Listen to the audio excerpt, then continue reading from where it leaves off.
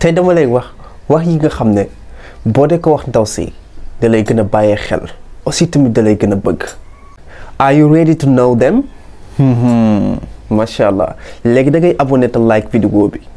Thank you so much kontaan naa ci yow aywa diglul ma wax la ko. bi ci njëkk mooy danga naan ko yow da nga muus macha allah sa idée dafa wuuteeg yeneen idée xale jigéen ñi.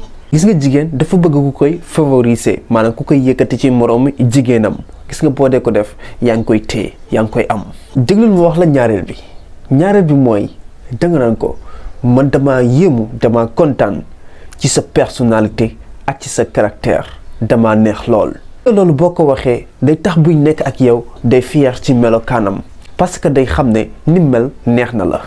ñetteel bi nag moo gën a neexati diglul ma wax la ko mooy danga naan ko yow dama lay puukare woo. lii day tax mu xam ne yow teg nga ko place bu kawe bëgg nga ko ba fa mbëggeel yam ndeysaan.